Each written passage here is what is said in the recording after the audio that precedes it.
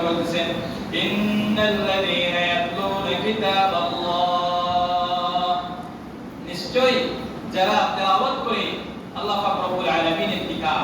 আমরা রমজান মাসে যারা আল্লাহর কিতাবকে তেলাওয়াত করেছি, এক খতম করেছি, দুই খতম করেছি, তিন খতম করেছি, তারাবির নামাজের ভিতরে শুনে খতম করেছি। শুনো, সারা রমজান মাসের ভিতরে তুমি তিন খতম, চার খতম কোরআন তেলাওয়াত করার জন্য যে একটা নিয়ম শৃঙ্খলা করে রেখেছিলেন, প্রত্যেক নামাজের পরে এক পৃষ্ঠা, দুই পৃষ্ঠা, এক পারা কোরআন তেলাওয়াত করেছিলেন।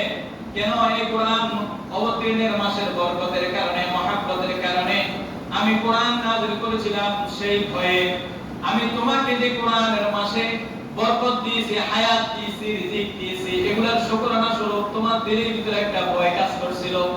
মনে রাখিও, এই তেলাওয়াত যেন তোমার কাছ থেকে বাকি 11 মাস যেন একদিনের জন্য যেন না ছুটে। ইমানদারদের কথা বলতে কি বলছেন? বাকি 11 মাস যেন আমার থেকে কি না ছুটে, কোরআন তেলাওয়াত না ছুটে। ওয়া আকামুস সালাত, নামাজের একটা ডিসিপ্লিন ছিল, শৃঙ্খলা ছিল, যে এশারার নামাজ এতক্ষণ, যোহরের নামাজ এতক্ষণ, তারাবির নামাজ এতক্ষণ। এরপর নিজের ভিতরে যে একটা নিয়ম শৃঙ্খলা বজায় রেখেছিলাম, অন্তত রমজান মাস হিসেবে পাঁচ ওয়াক্ত নামাজ পড়ার একটা আদা করেছিলাম না? 11 মাস তুমি রমজান মাসের কথা ভুলে গিয়েও না, রমজান মাসের কথা যেন তোমার স্মরণ থাকে।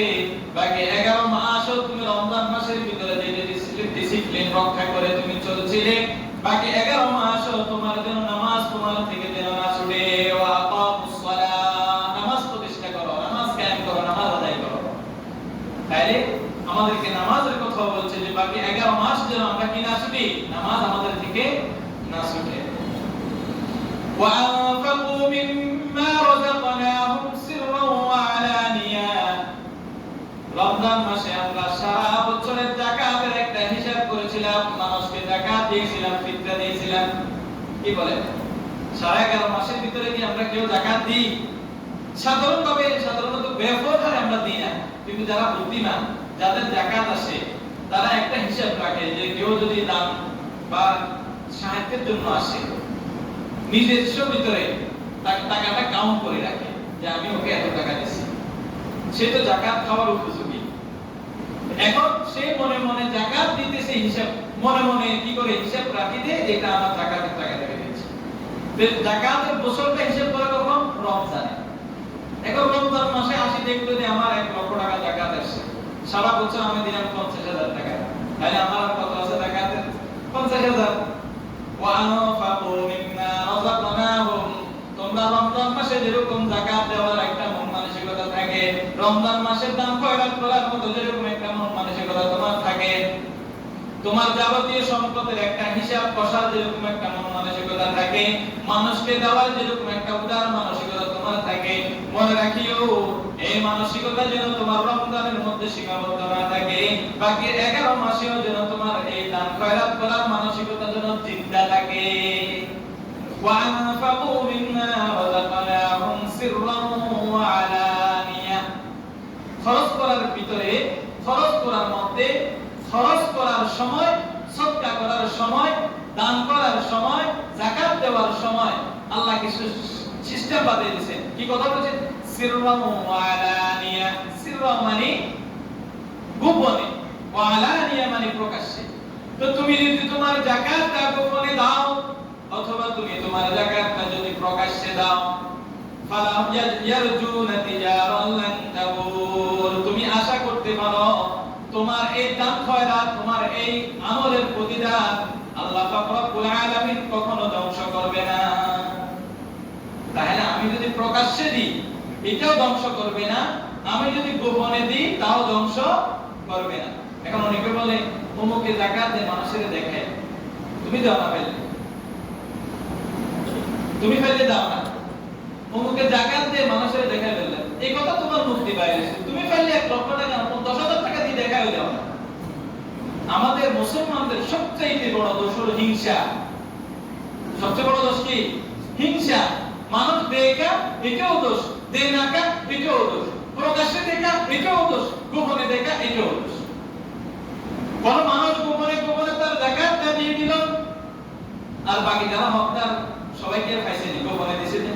কিছু লোক রয়ে গেছে না, কোন মুখে এবছর জাকাতে দেন ওরে বাপরে বাপ এত খিসা এত সিংহ কিরবো টাকা পয়সা বলেনি তো এমনি এত গোপনে দিয়ে দিয়েছে আপনি দিয়ে দিল তো এই ব্যক্তি সির ওই ব্যক্তি গোপনে গোপনে তার জাকাতটা আদায় করে ফেলছে আর আমরা গবেষণা করতেছি সমালোচনা করতেছি ওই ব্যক্তি এবছর তো জাকাত দিল না মানে আমি পাইনি এইজন্য জাকাত দেই সমালোচনা কি বলছে গায়ে করতেছে তো আল্লাহ কি বলতেছেন ইয়া রাজুল তিজার মানে ব্যবসা ব্যবসা মানে কি লাভ তুমি গোপনে দিল তোমার জাকাত সদকা ফিতির দান খয়রাতের একটা ব্যবসার আশা করতে পারো আল্লাহ পাক রব্বুল আলামিনের নিকট লান তাবুর যেটা কখনো আমি ধ্বংস করি না তাই আমি যদি যাকাতটা গোপনে দিচ্ছি প্রকাশ্যে দিচ্ছি এটা আমার জন্য একটা ব্যবসা হচ্ছে মানে আমার সওয়াবের দ্বিগুণ থেকে দ্বিগুণ হচ্ছে আল্লাহ আমার এই দানকে ধ্বংস করবেন না হ্যাঁ সেটা হলো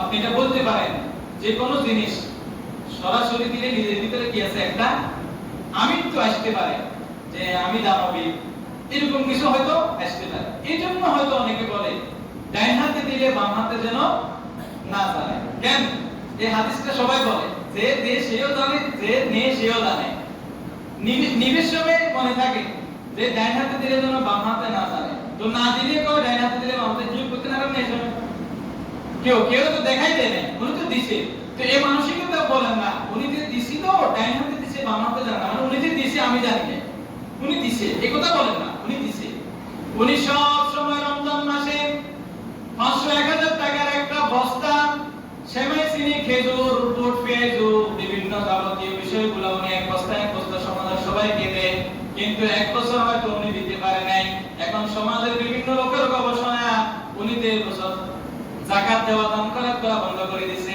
গনি আল্লাহ কি বলছে সিররা ওয়া আলানিয়া উনি গোপনে দিয়েছে হয়তো প্রকাশ্যে দেয় নাই কেমন হতে পারে তাই রমজান মাসে যেরকম আমাদের দান খয়রাতের প্রথা চলে মানুষকে যেরকম দান খয়রাত আমরা রমজান মাসে করি সারা 11 মাস এরকম দান খয়রাত করার মানসিকতা যেন তোমার থেকে নষ্ট না হয় ব্যবসা কি একদিন করি নাকি আমরা আল্লাহ তো বলছে ব্যবসা ব্যবসা তো একদিনের জন্য থাকে না ব্যবসা তো সবসময় আমরা করি তা আমার এই দান আমার এই সদকা আমার মানুষকে সহযোগিতা করা আমি সারা বছর দেব আপনি জানেন আল্লাহ আপনাকে বড় লোক বানাইছে অর্থশালী বানাইছে সম্পদের মালিক বানাইছে আপনি তো জানেন যে নিশ্চয়ই আমার যাকাত আসবে 50000 আমি 25000 সারা বছর দিব যে আসবে তাকে আমি দিব 5000 1000 2000 করে দিব আবার আমাদের তো স্বভাব খারাপ জিয়া দে ইয়ারে করে ফাঁস লায় জামা কাপড় সোলায় বাড়ির দরজা ভাঙিয়ে দাও গেট ভাঙিয়ে দাও মানে হেতে একা আই দিতে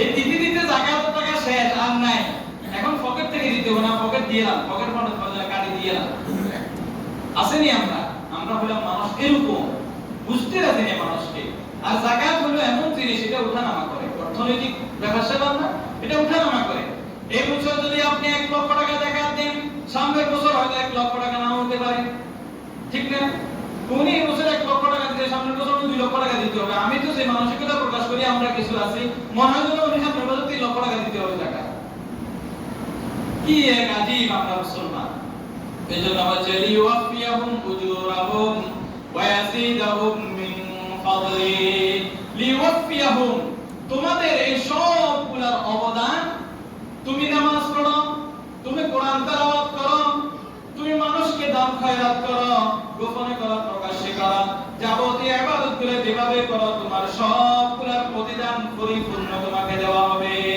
শুধু তাই নয় ওয়া ইয়াজিদাহুম মিন ফাদলিহি তোমার এই প্রতিদানকে আমি ডাবল থেকে ডাবল রিডাবল করে তোমার আমলনামায় লিখে দেব ইন্নাহু গাফুরুন শাকুর নিশ্চয় আল্লাহ পাক রব্বুল আলামিন ক্ষমাশীল এবং কৃতজ্ঞশীল কৃতজ্ঞতা ধন্যবাদ আনতে আমরা বলি না শুকরান ধন্যবাদ জাযাকাল্লাহ এটা কি আপনাকে আমি কি জানালাম কৃতজ্ঞ জানাইলাম তো আমাদের কাছে কৃতজ্ঞ আছে না আল্লাহ আমাকে নামাজ পড়ার তৌফিক দিয়েছেন আলহামদুলিল্লাহ শুকরান আল্লাহ রুকু সিজদা দিয়ে নামাজ পড়তে পারছি এর চেয়ে বড় শুকর পৃথিবীর বুকে আর কিছু হতে পারে না আয় আল্লাহ দান করার মতো শক্তি সামর্থ্য অর্থ সম্পদ আল্লাহ তুমি আমাকে দান করছো আমার মতো তো হাজারো মানুষ আছে হাত পা দুইটা আছে দুইটা পা আছে মাথা আছে ব্রেন আছে আমার মতোই তো দেখতে মানুষ কিন্তু আল্লাহ তুমি তো গণি তুমি তো পয়সাওয়ালা তুমি তো মানুষকে ধন সম্পদ এলে বাতারি বানাও নাই, আমার মতো একজন গুনাহগারকে আল্লাহ অর্থ সম্পদশীল বানাইছো। এর মানে গরিবের কিছু হক আমাকে আল্লাহ কি দিয়েছে? জিম্মাদারি দিয়েছে। তাহলে ইনশাআল্লাহ আমি যে কথা বললাম এগুলো সবগুলো রমজানের আমল ছিল। তেলাওয়াত, নামাজের ডিসিপ্লিন, যাকাত দেওয়ার মানসিকতা, এগুলো আল্লাহ পাক রব্বুল আলামিন ব্যবসার মতো করে, লাভবান করে, লভ্যাংশের মতো করে ডাবল রিডাবল আমলনামার ভিতরে যোগ করে লিখে দেওয়া হবে। ইনশাআল্লাহ আমরা এই আমলগুলা সারা 11 মাস নিজেদের ভিতরে রাখার চেষ্টা করব। আরেকটা হলো খাওয়া দাওয়া ডিসিপ্লিন, নিয়ম রক্ষা করা। দেখবেন আমরা অসুস্থ, রমজানে যাদের ডায়াবেটিস ছিল, গ্যাস্ট্রিক ছিল, আলহামদুলিল্লাহ আমি আশা করি, আমি মনে করি আর কি, রমজানে মনে হয় ওষুধ কম লাগছে, রমজানে মনে হয় ওষুধ কম লাগছে এসব বিষয়গুলো। কেন? নিয়ম ছিল খাবার। আর রমজানের বাইরে তো আল্লাহ রমজান মাস দিয়া আমাকে আপনাকে এই জিনিসটা শিখাইছে, বান্দা রমজান মাসে যেরকম তোমাকে আমি খাওয়ার একটা নিয়ম তান্ত্রিক শিখাইছি, সাহারির টাইম, ইফতারের টাইম, এর আগে পরে না খাওয়া, বিভিন্ন যাবতীয় বিষয়গুলা, এগুলো তুমি সারা 11 মাস তুমি রক্ষা করিও, দেখবা বান্দা তুমি সুস্থ থাকবে। এই রমজান মাস আমাদেরকে এই বিষয়গুলো শিখিয়ে দিয়েছে। আল্লাহ পাক আমাদেরকে আমল করার তৌফিক দান করেন।